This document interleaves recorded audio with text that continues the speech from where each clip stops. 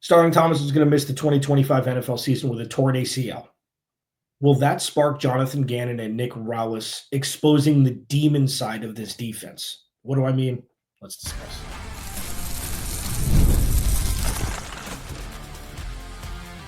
You are Locked On Cardinals, your daily Arizona Cardinals podcast. Part of the Locked On Podcast Network, your team every day. Cardinals, Alex Clancy here. Follow me on Twitter, Clancy's Corner. Follow the podcast at Locked On AZ Cards. Thank you for making Locked On Cardinals your first listen. Free wherever you get your podcast and on YouTube. Part of the Locked On Podcast Network, your team every day. 15 years in sports media, 10th year, 9th season hosting this show. And boy, oh boy. I mean, we got football like a week, bro. 11 days. We did it. This was, thanks in part to you, a lot of it. This was the easiest offseason I got through. This, of all of them, this was the easiest one. Now, they're varying degrees. Now, this isn't difficult, but, the most pleasant. Thanks for being along with me. Today's episode of Locked On Cardinals is brought to you by Game Time. Download the Game Time app, create an account, use code LOCKEDONNFL for $20 off your first purchase. So, sad news. Starling Thomas out for the 2025 season with a torn ACL. It was confirmed a couple days ago. Throughout this show, and I do this disclaimer once in a while, throughout this show, this is not something where I'm going to say the Cardinals have a better roster with Starling Thomas hurt. No. Absolutely not. No. Okay? Don't question it. Don't even think about it, because that's not what this show is going to be about. Just wanted to lay that out there right away. In the final segment, I'll talk about Kyler Murray and Marvin Harrison Jr. I mean, this is what two really good football players do when they have an actual full year to do things. We'll end the show with positive note. A positive spin on Starling Thomas tearing his ACL. Okay, second segment. Again, this is not cheering for the fact that an undrafted free agent who has gotten better and better each of the last 2 years was, set to play a very, very meaningful role in the cornerback room this year. Like, by no means is this guy, not important to this team for the dumbest way I could say that. It wasn't my best sentence. But he was going to play an integral role in this cornerback room. Okay, whether it be in a tertiary role if Will Johnson's ready, or if he was to spring into action and play, the majority of the snaps early on until Will Johnson got his legs. So the fact that he's out is bad. Okay, it's not but it's not uncircumventable because of what the Cardinals have done roster building wise over the last couple of seasons. So this first segment is very important. And we discussed this briefly when Walter Nolan pulled up lame with the calf. Okay. You never want to see anybody get injured. I'll give this disclaimer, I guess, also. You never want to see anybody get injured, not your worst enemy or the team that you cover or that you are a fan of. Okay? Ever. And if you do, seek help. With what the Cardinals have built over the last couple seasons on paper, and I know I sound like a revolving door saying this all the time, but I can't beat it into people's heads enough. You have the ability to adapt when people get injured. You have the ability to adapt when people get injured. So the fact that Walter Nolan could miss some time in the regular season, the fact that Starling Thomas is out for the year, this Cardinal team continues forward. This is not minimizing when human beings get injured. This is just stating a plain fact of an avatar who gets hurt. You have to move on. And the Cardinals are like, oh yeah, over the last, forever. Forever is not fair. Last 10 years before Monty Osborne took over. It was difficult when somebody got injured to get even a over 50% fraction of the production from that group because the roster construction was awful. It just was. So the fact that now the Cardinals have 38 other corners that they can use is a good thing. Bad thing that Starling Thomas got hurt. Good thing that they can continue to move forward. The locomotive goes downhill. Why did you guys let me keep that? That was the first thing I said, and nobody said it was stupid. You call me stupid plenty of times in the comments. Why would you not make me say something other than locomotive going downhill? I digress. They're able to move forward. They're able to go business as usual while missing key pieces of the defense. They're able to continue forward. And the cornerback room is going to be a little bit more precarious than the interior of the defensive line because you've got all that, you've got all of those snaps racked up from the dudes who are playing ahead of Walter Nolan or alongside of or ahead of the depth chart for now, whatever it may be. Like, if the Cardinals draft class didn't happen in 2025, this defense would still be exponentially better. I say it. Now, the Starling Thomas one, a little bit trickier, as I mentioned, a little bit more nuanced because the Cardinals are going to have to figure out exactly what to do with the guys that they have in an effort to maximize the talent in the secondary. And when I say positive spin that I'm going to talk about in the next segment, it's not directly correlated to, Starling Thomas got hurt. Yes. No. Like, that's not even something to joke about. I don't know who would say that, but I'm very sensitive when it comes to stuff like that. Like, these dudes are human beings, man. Like, I don't know why I even need to say that. But sometimes I talk to people, I'm like, man, these guys are people, right? They're people. And it's all sports. It's not just football. It's golf and it's just like, God, do better. We're back. The Cardinals are equipped to continue forward with the injuries they've sustained so far. And that's something that you can take solace in. It's not a sugarcoating. It's not like, let's look on the bright side regardless of if the situation is dire or not. It's just a fact. And I don't do this often because I think it's unnecessary, but compared to what it used to be, that's the scope that I'm looking at this through. I know it's a completely different organization, completely different roster, completely different leadership, all that stuff. But this is how functional organizations work. You don't lose one guy and then it's like, well, there goes the season. I mean, quarterback's a different thing, but it's like, and I know Starling Thomas wasn't atop the depth chart, but he's gotten exponentially better year after year. And I apologized all offseason for not notating it more. All offseason, I apologized. So when you lose a guy like that, first of all, it just sucks because he's a human being. When you lose a guy like Walter Nolan, they've had the cards come out a couple times during camp. I'm not going to broach the State Farm Stadium field thing. I was going to, but I'm not going to for now. But yeah, it's awful. And the Cardinals are equipped to overcome injuries that they've sustained so far. And while it's kind of a silver lining, it's more of just like a happenstance.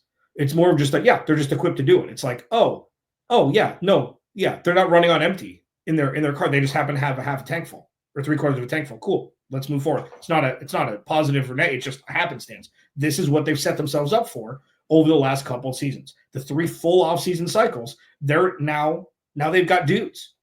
They've got guys. And it's just what it is. So Starling Thomas out with an ACL, out till next season. And the Cardinals, this is 4 off seasons, 3 off seasons in a row where they just lose dudes. And I know it's not abnormal, but every off season, it's crazy. But no, I don't believe that the Cardinals are cursed. I don't believe that, this is the Bidwell curse. No, stop. Let's live in adult town here. It sucks though. And I don't know. Maybe I will talk about the field at some point. Not yet. The positive spin. Again, this is not celebrating Starling Thomas being injured. Okay, I'm not going to say it again, but it's not. It's just what the Cardinals defense is going to have to adapt to, and they've got options. What are they? Daedrin Taylor-Demerson. Welcome to the NFL stage. Locked On Cardinals, your team every day. This episode of Locked On Cardinals is brought to you by Yahoo Fantasy. Fantasy football's back, baby. I got drafts this month. I'm so excited. Fire up the group chat. Mine is going bonkers. I have to silence it. Got 50 texts every morning to wake up to with dudes just talking crap, making trades, everything like that, all on the Yahoo app. Get your draft board ready. Buckle up for a season filled with excitement, busts, breakouts. You know the drill. I've got 2 leagues, both of which use the Yahoo app. One is a dynasty league that I played in for about, I think this is the 9th season. I wish I would have read up a little bit on how to draft dynasty the first year. It's crazy. It's crazy how I've set myself up for failure for the first 4 years. Anyways, the Yahoo app was fantastic with it. And then the other one, since high school, 20 years. Using the Yahoo app, people are like, hey, should we move it? Absolutely not. The Yahoo app has everything you need, man. It is so user-friendly. Trades are easy. Messages are easy. Like it breaks down. It gives you draft grades and stuff after your draft. It's so fun. And to celebrate 28 years of fantasy greatness, Yahoo Fantasy is dropping 28 big new features over 28 days, giving you more ways to win, more ways to draft, and more ways to win, all beginning August 4th. Stay tuned and get started by creating or joining Yahoo Fantasy Football League at yahoofantasy.com/LockedOnNFL. That's yahoofantasy.com/LockedOnNFL. And let's make this fantasy season the best one yet. Please go to the YouTube channel. Search Locked On Arizona Cardinals. Hit that subscribe button, man. Turn notifications on. We hit 4,000 subscribers. Oh, thank you. Thank you.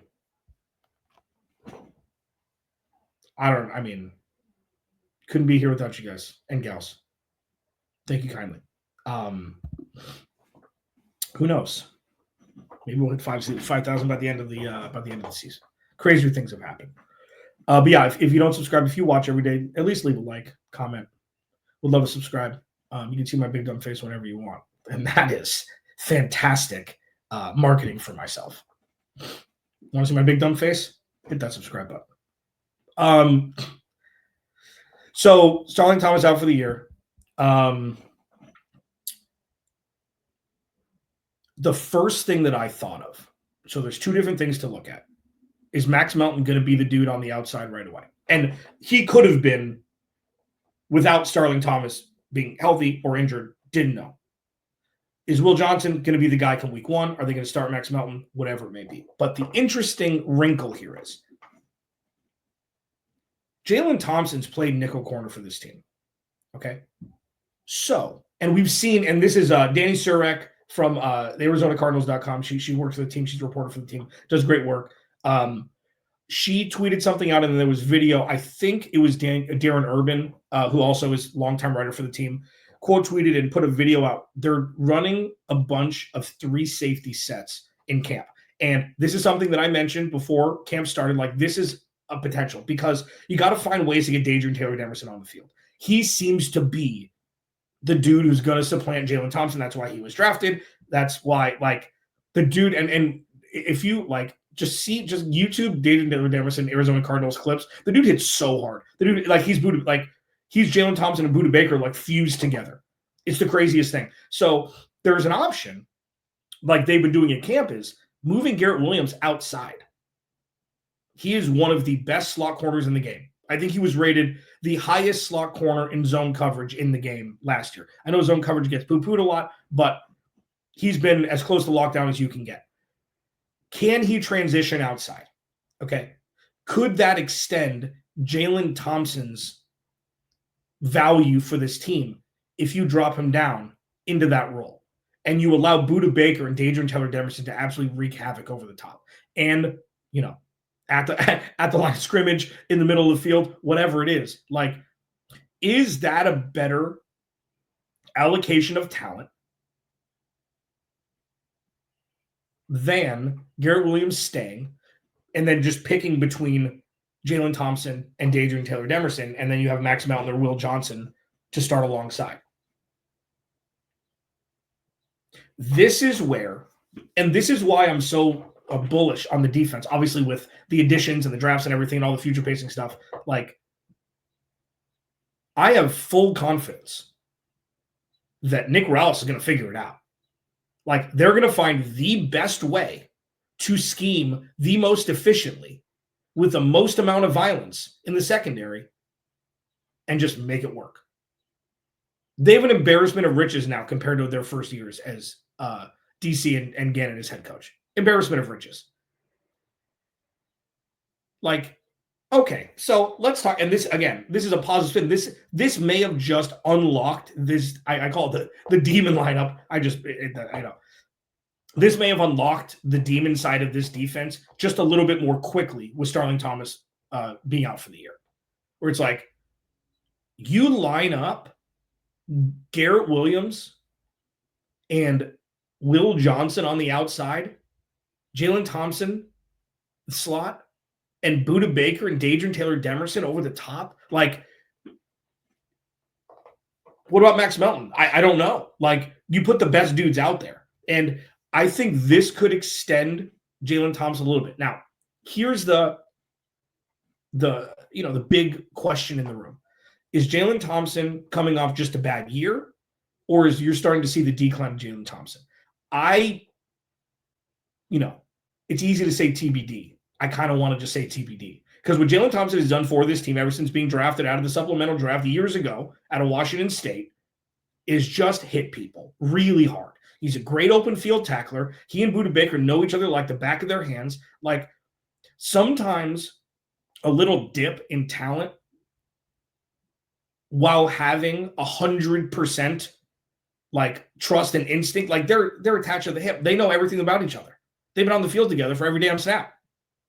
Like, sometimes that's more valuable than having Max Melton, who's younger, fresher, plays outside, moving Garrett Williams on the inside. And then what do you do with Rabbit at that point? If Taylor-Demerson is ready to rip, and Jonathan Gannon is very clear on this, they're going to play the best dudes.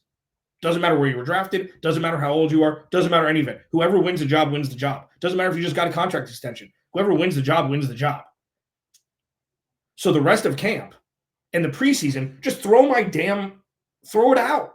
Throw out the entire thing I said about starting defensive starters. Even though I did say I'll do an abridged version of that right before. I'll do that like the Friday before the first game.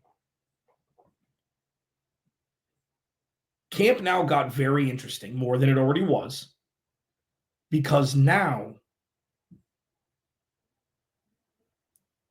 you're building an entirely different defense. Even though Starling Thomas wasn't going to start and play 100% of the snaps, okay?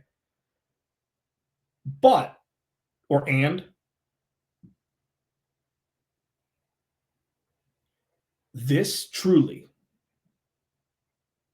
could be the most violent Arizona Cardinals defense we've seen. And listen, for those who don't remember how incredible Adrian Wilson and Aeneas Williams were, Aeneas Williams was so good. Oh my God. People remember him he won a Super Bowl with the Rams, I think. Kwame Lasseter was, the guy who, he was the one who gave me my first shot in sports media in 2011. RIP. But he was part of those teams, like, they had some bruisers, okay?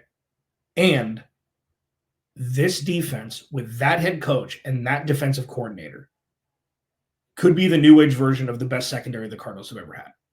Potentially.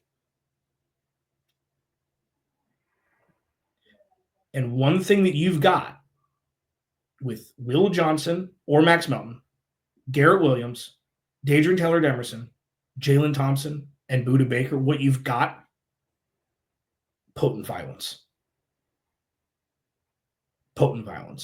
Demonic violence. And if you ask Jonathan Gannon what he wants more than anything out of his secondary, he wouldn't be able to give you anything. Be interesting to see. Still pretty early, even though it's not. It's still pretty early, even though it's not. We're going to find out more. I can't wait to see the week one depth chart. Oh my God. After the next month, it's going to be insane to see what this will actually look like, formulate as we go into week one watching this team in New Orleans. Woo! Locked on Cardinals, your team every day. Let's talk some positivity. Real positive stuff. Kyler Murray, good at football. Marvin Harrison Jr., good at football. Kyler Murray plus Marvin Harrison Jr. equals yes. Next.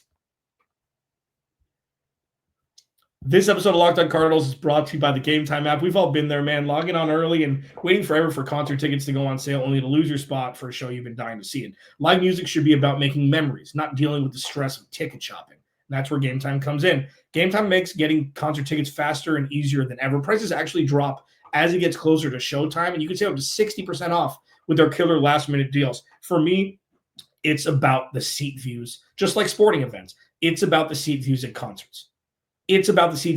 And sometimes It's like, well, how far away? Where is the stage? How far away am I going to be? These ticket prices are pretty good, but am I going to be all the way on the back end and not be able to see the stage and only have to look up at, the big screens?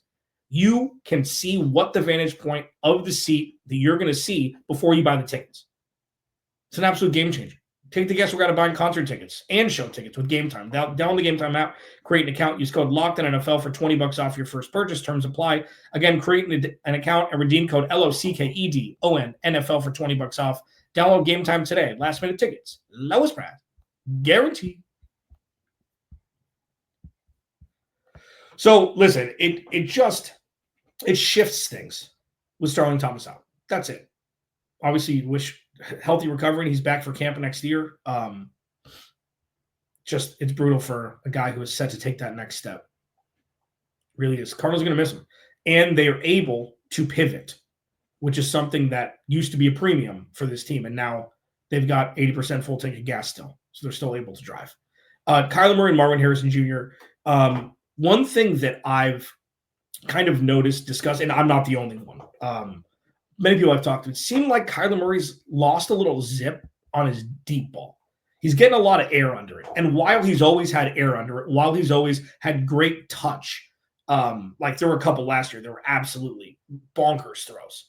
I mean, I know that the one, Marv's first touchdown of his career against the Rams in the back of the end zone, that was the one, like the first one. And then, we had the Steph Curry turn to Elijah Higgins, that touchdown throw. The one for me was the Marv catch against Miami.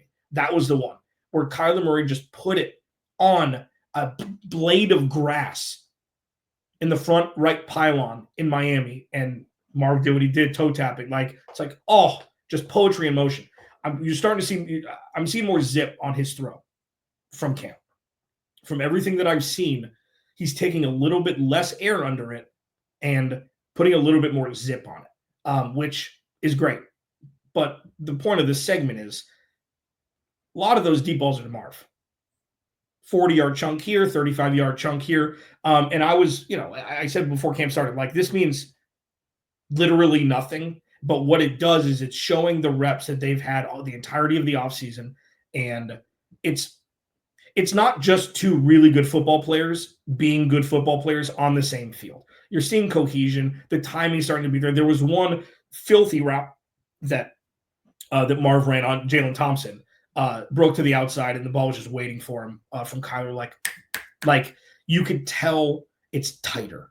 It's not two dudes trying to figure it out. And obviously, we need to see what happens on the field. This is all things that, but we haven't seen it on the field yet. Okay. That's fine. What Marv and Kyler Murray did last year, while underwhelming to a majority of people, was much better than what the numbers indicated. Marv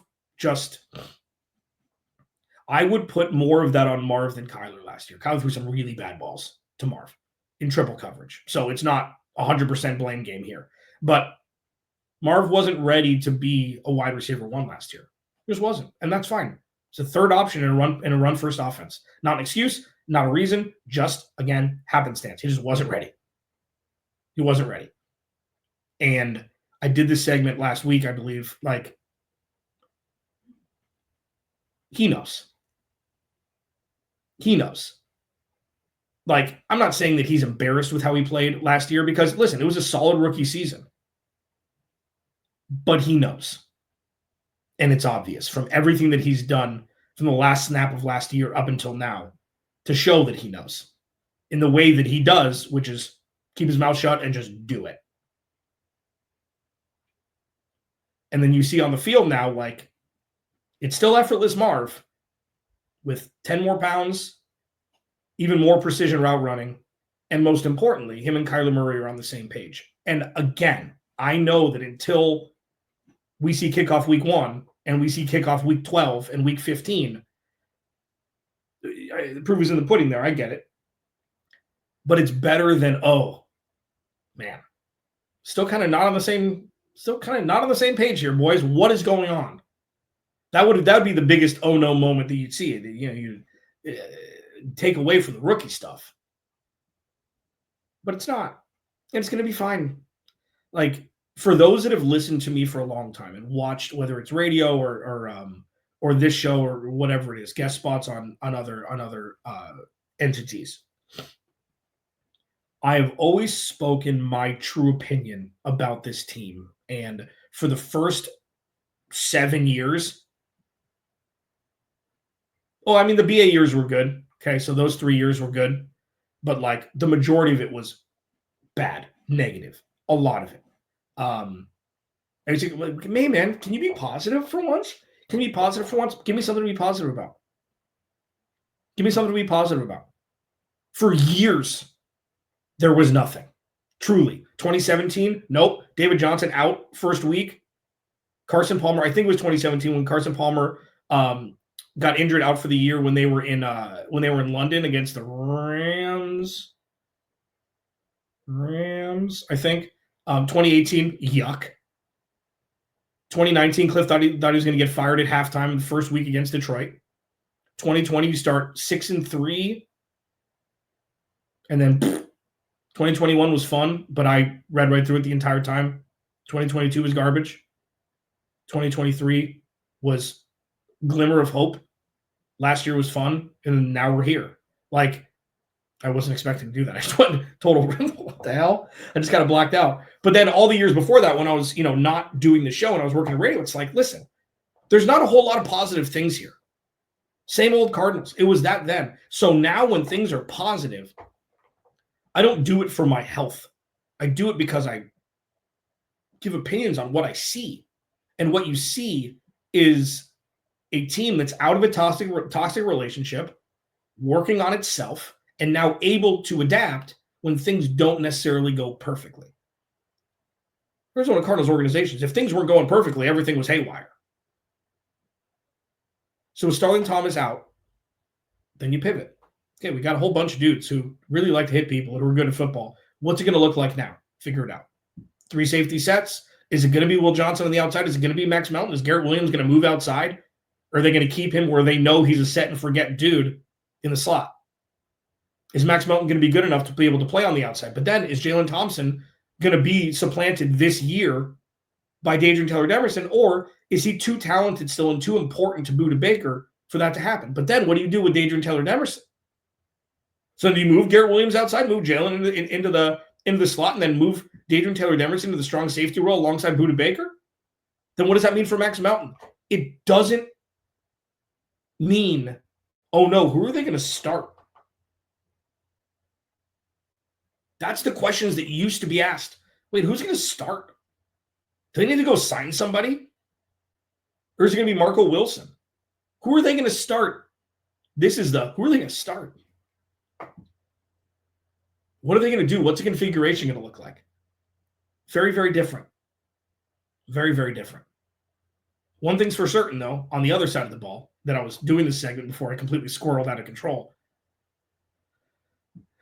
Quick reminder that if Marvin Harrison Jr. challenges Trey McBride for pass catcher 1 on this depth chart, the Arizona Cardinals are winning a whole bunch of games in 2025. And all signs are pointing to Marv improving upon his rookie campaign and not going the other way. Fantastic situation to be in. Locked On Cardinals, your team every day. Remember, without you, there is no me. I'll talk to you tomorrow.